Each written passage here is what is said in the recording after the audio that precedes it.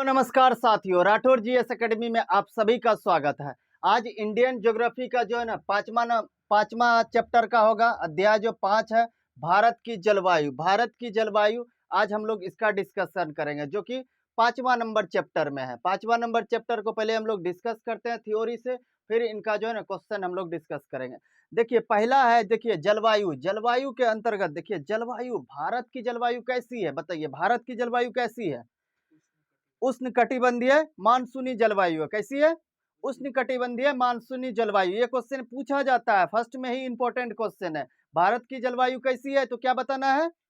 उष्णकटिबंधीय मानसूनी जलवायु, मानसूनी जलवायु है। अब देखिए जलवायु, अब देखिए सर्वप्रथम आइए मौसम जो है ना, मौसम किसे कहते हैं? ये सब जितना भी हमने पॉइंट लिखा है इसको हम डिस्कस करते हैं। पहले पहले बताइए मौसम किसे कहते हैं? मौसम के बारे में कोई बताइए।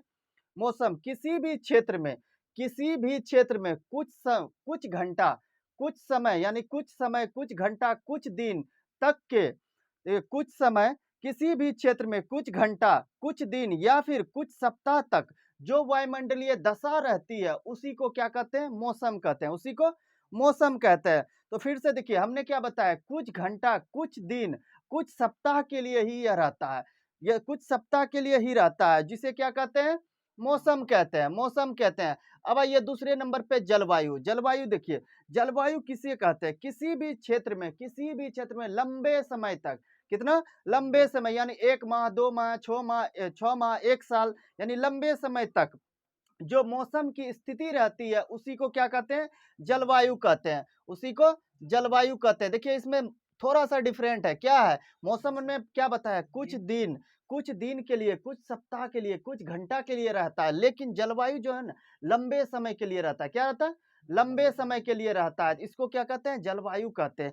अब देखिए तीसरा हमने क्या लिखा है? यहाँ पे मानसून लिखा है। क्या लिखा है?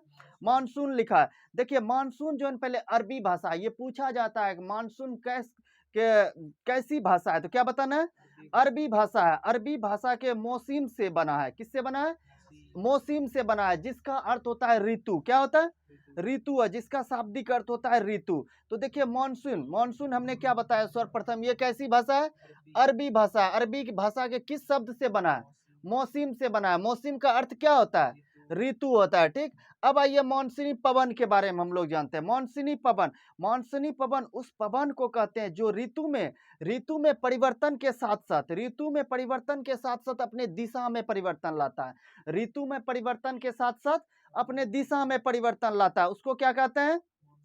मानसूनी पवन कहते हैं। मानसूनी पवन कहते हैं। देखिए मानसूनी पवन 2 प्रकार का होता है। मानसूनी पवन 2 प्रकार का होता है। दक्षिणी पश्चिमी मानसून, मानसून, और उसके बाद उत्तर पूर्वी मानसून। उत्तर पूर्वी मानसून, उत्तर पूर्वी मानसून। देखिए अब आइए पहले अब मौसम प्रस्फोट के बारे में हम लोग जानते हैं। मानसून प्रस्फोट के बारे में जानते हैं। मानसून प्रस्फोट के बारे में हम लोग जानते हैं। मानसून प्रस्फोट किसे कहते हैं बताइए? मानसून पर भारत में मानसून का आगमन जो है जून के प्रथम सप्ताह में होता है। जून के प्रथम सप्ताह में होता है। देखिए अगर जहाँ 1 से 7 जून देता है तो आपको 7 जून मानिए, नहीं तो वर्तमान में अभी जानते हैं 14 जून तक जो है मौसम पर आगमन होता है। मौसम का आगमन 14 जून के बाद होता है, 14 जून के बाद। लेकिन अगर जहाँ ऑप्शन में 14 जून देता, आपको 14 जून मारना है। अगर जहाँ 7 जून नहीं रहे तब, और जहाँ 7 जून है तो 7 जून आप मारिए। क्या बताया हम? 7 जून, जून के प्रथम सप्ताह में क्या होता है? मानसून का आगमन होता है। क्या होता है? मानसून का आगमन होता है। आगमन जो केरल के तट को ही मालाबार तट कहते हैं। क्या कहते हैं? मालाबार तट पर ही जो है मानसून का आगमन होता है। मानसून के आगमन को ही मानसून प्रस्फोट कहा जाता है। मानसून के आगमन को मानसून प्रस्फोट कहा जाता है। इसमें देखिए 2-3 बात ही याद रखना है। हमने क्या बताया? मानसून का आगमन भारत में कब होता है, तो क्या बोल रहा है? जून के प्रथम सप्ताह में। किस तट से होता है? तो केरल के तट से। केरल के तट को और किस नाम से जाना जाता है? मालाबार के तट से। तो मालाबार के तट से जो है ना मानसून का आगमन होता है भारत में। अब आइए मानसून विच्छेद देखिए किसे कहते हैं? मानसून विच्छेद क्या कहते हैं? देखिए वर्षा ऋतु में, वर्षा का रुक कर होना, वर्षा का रुक कर होना, उसी को क्या कहते हैं? मानसून विच्छेद कहते हैं। मानसून में वर्षा का रुक कर होना क्या कहता है? मानसून विच्छेद कहलाता है, मानसून विच्छेद। और देखिए हमने एक वर्ड लिखा है मानसून विभंगता, मानसून विभंगता। देखिए इससे रिलेटेड क्वेश्चन पूछा गया है और इस चैप्टर में भी क्वेश्चन है, इसलिए हमने इसको डील करने का निर्णय लिया है। देखिए मानसून विभंगता, मानसून विभंगता किसे कहते हैं? देखिए हमने अभी क्या बताया, इससे पहले मानसून विच्छेद बताया। मानसून विच्छेद के बारे में हमने क्या बताया? मानसून विच्छेद के बारे में क्या बताया, बोलिए? वर्षा ऋतु में वर्षा का रुक रुक कर होना ही क्या कहलाता है? मानसून विच्छेद कहलाता है। उसी प्रकार देखिए वर्षा ऋतु में वर्षा का लंबे समय, लंबे लंबे अंतराल पर होना, लंबे अंतराल यानी कि 6 माह के बाद वर्षा होना, साल भर के बाद वर्षा होना, लंबे अंतराल में वर्षा होना, उसी को कहते हैं मानसून विभंगता कहते हैं। क्या कहते हैं? मानसून विभंगता कहते हैं, लंबे अंतराल में वर्षा का होना। ठीक है, वर्षा ऋतु में वर्षा का लंबे अंतराल पर होना मानसून विभंगता कहलाता है।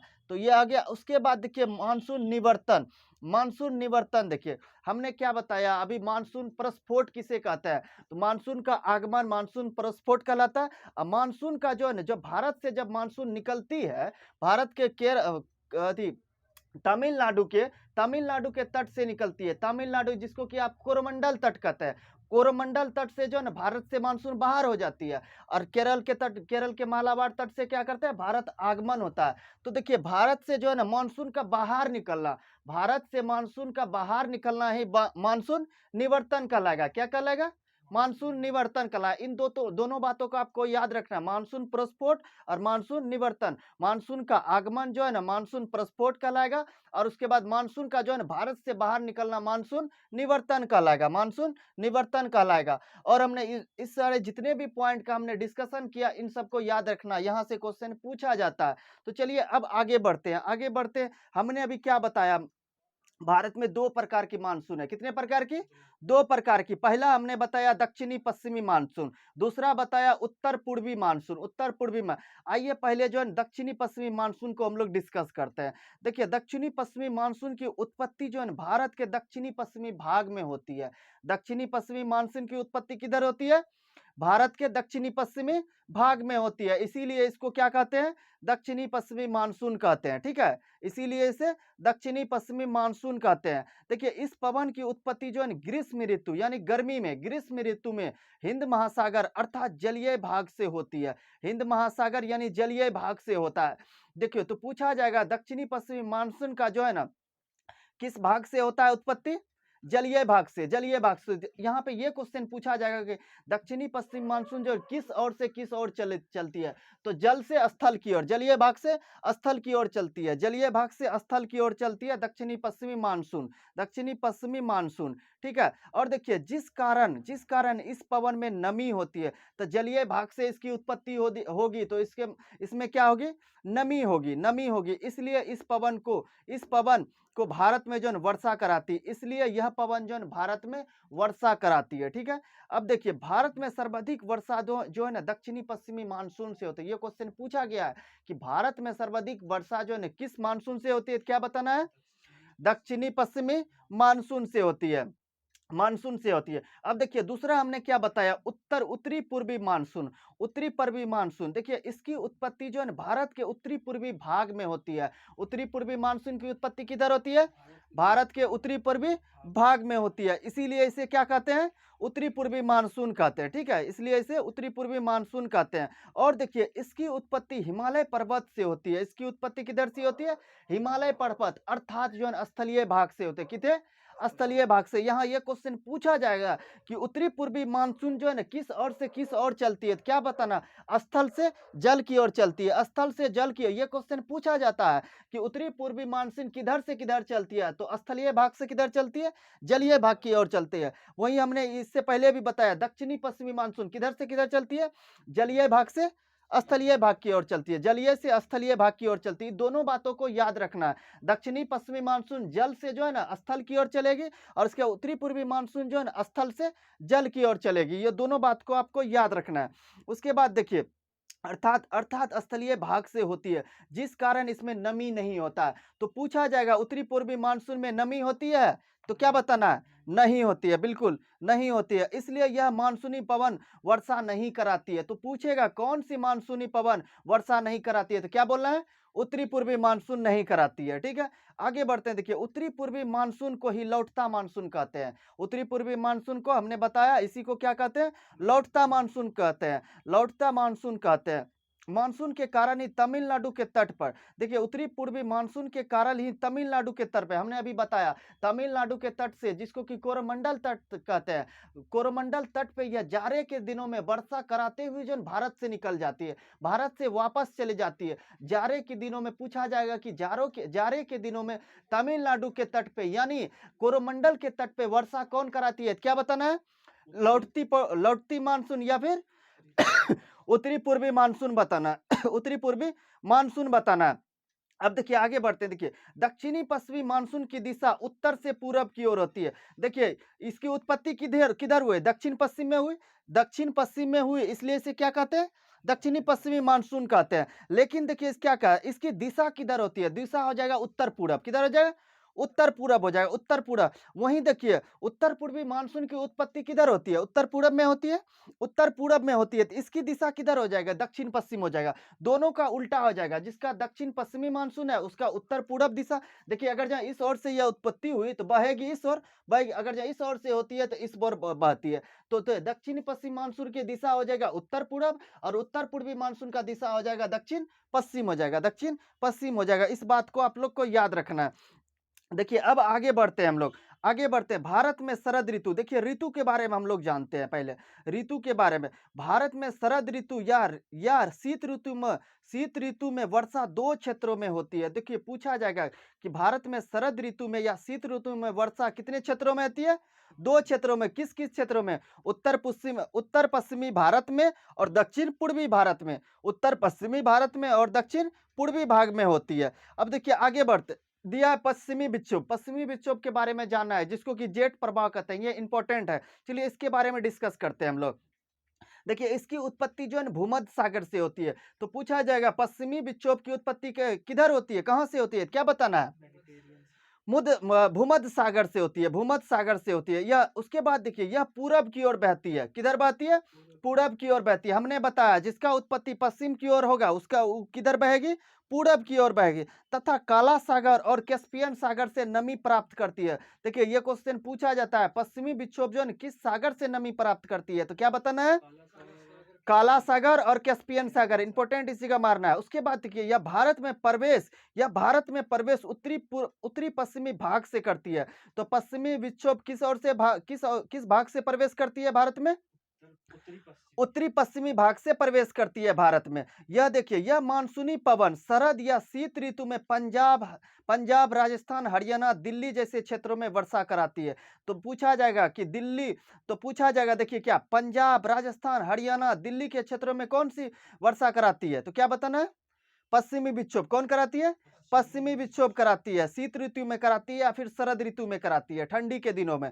उसके बाद देखिए, पश्चिमी विक्षोभ के कारण ही जम्मू कश्मीर के क्षेत्रों में ठंडी में वर्षा होती है। तो पूछा जाएगा कि जम्मू कश्मीर में जो शरद ऋतु में वर्षा होती है यानी हिमपात होता है, वो किसके कारण से होता है? क्या बताना है? पश्चिमी विक्षोभ के कारण। देखिए, इन दोनों पॉइंट को याद रखना है, इसको भी याद रखना है। इससे पहले हमने जो बताया, देखिए पंजाब, राजस्थान, हरियाणा और दिल्ली में जो शरद ऋतु में वर्षा होती है किस कारण से होता है? क्या बताना है? पश्चिमी विक्षोभ कारण। ये दोनों पॉइंट को आपको याद रखना है, इंपॉर्टेंट है। उसके बाद देखिए, पश्चिमी विक्षोभ में ये पूछा जाता है, पश्चिमी विक्षोभ में रबी के फसल। तो पूछा जाएगा कि पश्चिमी विक्षोभ में कौन सी फसल होती है? तो क्या बताना है? रबी की फसल। जैसी होता है रबी की फसल में, देखिए गेहूं, चना, मटर, सरसों, आलू, ये सब कौन सी फसल है? रबी की फसल है, रबी। वही खरीफ फसल पूछा जाएगा तो क्या हो जाएगा? मक्का हो जाएगा, मोटा अनाज होगा, खरीफ फसल। जायद फसल हो जाएगा, ककड़ी हो जाएगा, सब्जी, ये सब जो है जायद फसल के अंतर्गत आ जाता है। अब आइए देखिए, तमिलनाडु, देखिए शरद ऋतु में तमिलनाडु के तट पर वर्षा उत्तरी पूर्वी मानसून या फिर लौटती मानसून के कारण होता है। हमने अभी बताया, लौटती मानसून के कारण कहां पर वर्षा होती है? तमिलनाडु के तट पर या फिर कोरोमंडल तट पर। उसी को तमिलनाडु के तट को कोरोमंडल तट कहा जाता है और केरल के तट को मलाबार तट कहा जाता है। तो लौटती मानसून के कारण कहां वर्षा होगी? लौटती मानसून या फिर उत्तरी पूर्वी मानसून के कारण कहां पे वर्षा होती है? तमिलनाडु के तट पे या फिर कोरोमंडल के तट पर। और आगमन में जब भारत में प्रवेश करती है मानसून, तो किस तट पे वर्षा कराती है? मालाबार तट यानी केरल तट पे वर्षा कराती है। अब देखिए हिमालय पर्वत के बारे में हम लोग जानते हैं। हिमालय पर्वत के कारण ही दक्षिणी पश्चिमी मानसून से भारत में वर्षा होती है। देखिए हिमालय पर्वत के कारण ही दक्षिणी पश्चिमी मानसून से भारत में वर्षा होती है। तो पूछा जाएगा दक्षिणी पश्चिमी मानसून से भारत में वर्षा होती है किसके कारण से? हिमालय पर्वत के कारण से, हिमालय पर्वत के कारण से। और उसके बाद देखिए अगर अगर हिमालय पर्वत नहीं होता तो भारत में सूखा की स्थिति हो जाती। तो अगर हिमालय पर्वत नहीं होता तो भारत में कैसी स्थिति होती? सूखा की स्थिति होती। हिमालय पर्वत ध्रुवीय अथवा साइबेरियन क्षेत्र से आने वाली ठंडी पवनों को रोक लेती है। देखिए ये अच्छा क्वेश्चन है। हिमालय पर्वत ध्रुवीय अथवा साइबेरियन क्षेत्र से आने वाली ठंडी पवनों को क्या करती है? रोक लेती है। और भारत के नागरिकों को कड़ाके की ठंड से बचाती है। और भारत के नागरिकों को क्या करती है? कड़ाके की ठंड से बचाती है। उसके बाद के हिमालय पर्वत भारतीय जलवायु को प्रभावित करती है तथा जलवायु विभाजक के रूप में कार्य करती है। ये क्वेश्चन इंपॉर्टेंट है, पूछा जाएगा कि भारतीय जलवायु को प्रभावित कौन करती है तथा जलवायु विभाजक के रूप में काम कौन करती है? क्या बताना है? हिमालय पर्वत इंपॉर्टेंट है, इसको याद रखना है। अब देखिए आगे बढ़ते हैं। जो स्थान समुद्र के जितना नजदीक होता है, देखिए ये हमने बताया था, जो स्थान जितना समुद्र के जितना नजदीक होगा वहां वर्षा उतना अधिक होगा, जो जितना समुद्र से जितना दूर होगा वहां वर्षा उतना ही कम होगा। जितना नजदीक होगा उतना वर्षा होगा, जितना दूर होगा उतना कम वर्षा होगा। ठीक है, यही बात है यहाँ पे। उसके बाद देखिए जैसे कोलकाता में देखिए, जैसे कोलकाता देखिए जो समुद्र तट के नजदीक है कोलकाता नजदीक, तो वहां पे जो है 119 सेंटीमीटर वर्षा होता है। कितना होता है? 119 सेंटीमीटर। वहीं देखिए पटना थोड़ा दूर है, पटना बिहार में आइए, पटना थोड़ा दूर है तो वहाँ 100 थोड़ा डिस्टेंस बढ़ा तो 105 सेंटीमीटर वर्षा कम गया। उसके बाद देखिए प्रयागराज इलाहाबाद में जो कि उत्तर प्रदेश में, ये देखिए समुद्र से दूरी इसकी और बढ़ी तो यहाँ 76 सेंटीमीटर में और कम हो गया। उसके बाद देखिए दिल्ली में और जो समुद्र से और ज्यादा दूर में हो गई दिल्ली, वहाँ 56 सेंटीमीटर में। तो हमने क्या बताया, जितना दूर रहेगा उतना कम वर्षा होगा और जितना नजदीक होगा उतना अधिक वर्षा होगा। तो इस बात को याद रखना है। चलिए आगे बढ़ते हैं। भारत तथा विश्व में सर्वाधिक वर्षा मेघालय के मासिन राम में होती है। मासिन राम में ये क्वेश्चन पूछा जाता है कि भारत तथा विश्व में सर्वाधिक वर्षा मेघालय में कहां पर होती है? मासिन राम में। मासिन राम किस पहाड़ी पर है? देखिए मेघालय में 3 पहाड़ी है, गारो खासी जयंतिया। तो मासिन राम किस पहाड़ी पर स्थित है? खांसी के पहाड़ी पर स्थित है, खांसी के पहाड़ी पर। देखिए यहाँ पे बोला सबसे ज्यादा वर्षा होती है, कितना सेंटीमीटर में वर्षा होती है? 1141 सेंटीमीटर में वर्षा होती है, 1141 सेंटीमीटर में। ये आपको याद रखना है क्योंकि ये दुनिया का जो कि विश्व में सर्वाधिक और भारत तथा विश्व में सर्वाधिक मेघालय के मासिन राम में वर्षा होती है। इसलिए आपको इसका याद भी रखना है कितना सेंटीमीटर में होती है, तो 1141 सेंटीमीटर में होती है। उसके बाद देखिए मासिन राम में वर्षा दक्षिणी पश्चिमी मानसून के बंगाल की खाड़ी शाखा से होता है। तो बताइए मासिन राम में जो वर्षा होती है किस कारण से होती है? दक्षिणी पश्चिमी मानसून के कारण होती है, दक्षिणी पश्चिमी मानसून के कारण होती है। उसके बाद देखिए आगे बढ़ते, भारत में भारत में औसत वार्षिक वर्षा कितना होता है? 125 सेंटीमीटर, 125 सेंटीमीटर। उसके बाद देखिए आगे बढ़ते, भारत में सबसे कम वर्षा लद्दाख के लेह में होता है। कहाँ होता है? लद्दाख के लेह में होता है। कितना सेंटीमीटर? 30 से 40 सेंटीमीटर। देखिए इससे पहले हमने क्या बताया, सबसे ज्यादा वर्षा, सबसे ज्यादा और सबसे कम भी आपको याद रखना। सबसे ज्यादा मासिन राम, सबसे कम लेह हो गया। उसके बाद देखिए आगे बढ़ते हैं, भारत का सबसे गर्म स्थान राजस्थान का बीकानेर का बिरियावली है। देखिए ये क्वेश्चन पूछा जाता है कि भारत का सबसे गर्म स्थान कौन सा है? क्या बताना है? बीकानेर, राजस्थान के बीकानेर का बिरियावली आपको याद रखना, बिरियावली जो कि भारत का सबसे गर्म स्थान है। तो भारत का सबसे गर्म स्थान कौन सा है? बिरियावली। कौन सा? बिरियावली। उसके बाद के भारत का सबसे ठंडा स्थान, भारत का सबसे ठंडा स्थान द्रास है जो कि लद्दाख में। कहां पे? लद्दाख में। तो बताइए भारत का सबसे ठंडा स्थान कौन सा है? द्रास है। द्रास कहां पे है? लद्दाख में। उसके बाद देखिए भारत का सबसे ठंडा मरुस्थल कौन सा है भारत में? सियाचिन मरुस्थल, सियाचिन। उसके बाद देखिए भारत का सबसे गर्म मरुस्थल, सबसे गर्म कौन सा आ जाएगा? थार मरुस्थल हो जाएगा। कौन सा? थार मरुस्थल होगा। इसका जो है ना बीपीएससी में जो इस बार जो यूपी पेट का एग्जाम हुआ था उसमें जो है ना सबसे देखिए भारत में सबसे जनसंख्या विश्व में सर्वाधिक जनसंख्या घनत्व वाला मरुस्थल है। ये बात तो है ही। उसमें जो ये पूछा गया था कितना जनसंख्या घनत्व है, डाटा पूछ लिया गया था, तो आपको डाटा भी इसमें याद रखना है। 83 किलोमीटर प्रति व्यक्ति, 83 किलोमीटर प्रति व्यक्ति, ठीक ना। 83 1 किलोमीटर में 83 व्यक्ति वहां पे निवास करते हैं, इसका मतलब ये हुआ। चलिए आगे बढ़ते। भारत का सबसे सफेद मरुस्थल, देखिए भारत का सबसे सफेद मरुस्थल कच्छ का रण है। क्या है? कच्छ का रण। तो पूछा जाएगा भारत का सबसे सफेद मरुस्थल कौन सा है? कच्छ का रण है। अब आइए एल नीनो आते हैं, लानिनो। एल नीनो और लानिनो। देखिए एल नीनो जो है ना गर्म जलधारा है। कैसी जलधारा है? गर्म जलधारा है। इसकी उत्पत्ति देखिए, एल नीनो की उत्पत्ति जो है ना दक्षिण प्रशांत महासागर में पेरू के तट से होती है। किस महासागर में? दक्षिण प्रशांत महासागर में। और किस तट में? पेरू के तट में। पेरू के तट पर प्रत्येक 4 से 5 वर्ष की अवधि पर होता है। तो कितने वर्ष की अवधि पर होता है? 4 से 5 वर्ष की अवधि पर। किस त्योहार के आसपास होती है? तो क्रिसमस के त्योहार के आसपास। ये क्वेश्चन पूछा जाता है। चलिए इसको हम फिर से डिस्कस करते हैं। तो बताइए एल नीनो कैसी जलधारा है, गर्म या फिर ठंडी? गर्म जलधारा, बिल्कुल। इसकी उत्पत्ति कहां से होती है, किस महासागर से होती है बताइए? दक्षिणी प्रशांत महासागर से होती है। किस तट से होती है?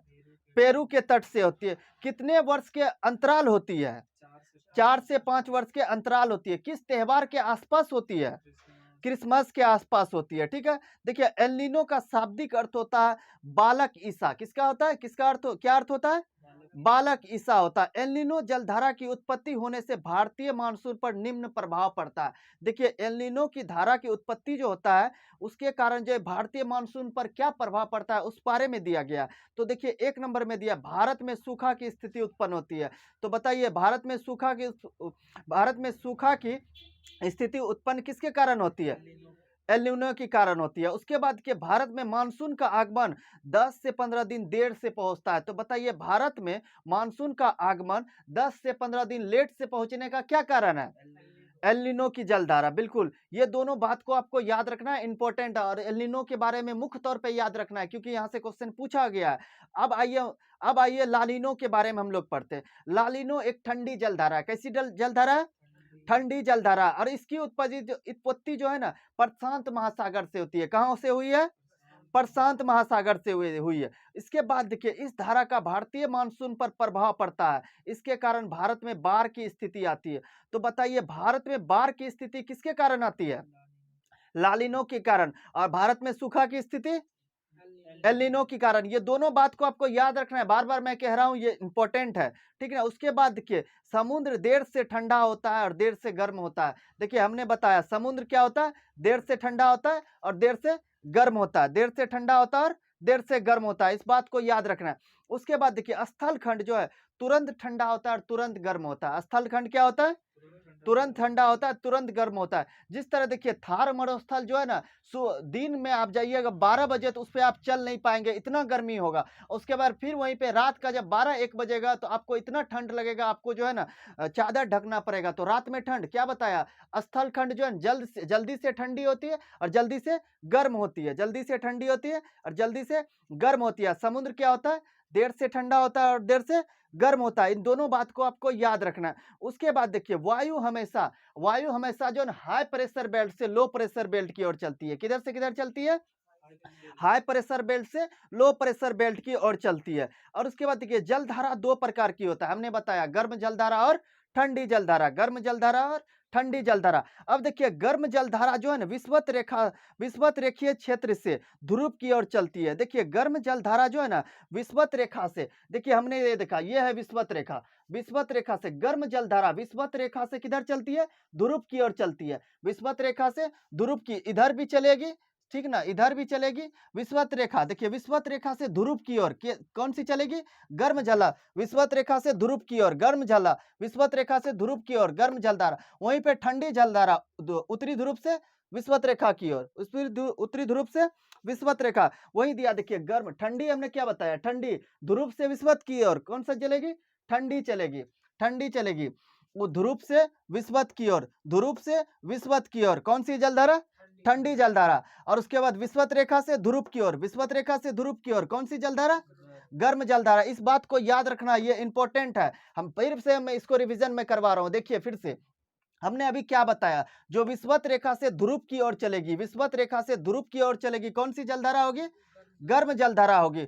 उसके बाद देखिए विषुवत रेखा से ध्रुव की ओर, विषुवत रेखा से ध्रुव की ओर कैसी जलधारा? गर्म जलधारा, गर्म जलधारा। और उसके बाद देखिए ध्रुव से विषुवत रेखा की ओर, ध्रुव से विषुवत रेखा की ओर, ध्रुव से विषुवत रेखा की ओर, ध्रुव से विषुवत रेखा की ओर, कैसी जलधारा? ठंडी जलधारा। इस बात को आपको याद रखना है, इस बात को याद रखना है, ठीक है। अब देखिए एक है, लास्ट है ऋतु से, ऋतु से इसमें क्वेश्चन दिया गया तो इसको शॉर्ट में मैं डिस्कस कर रहा हूँ। देखिए ऋतु जो है ना, भारत में कितने प्रकार की ऋतु होती है? 4 प्रकार की ऋतु होती है। कौन-कौन? पहला होता है ग्रीष्म ऋतु। कौन सा ऋतु?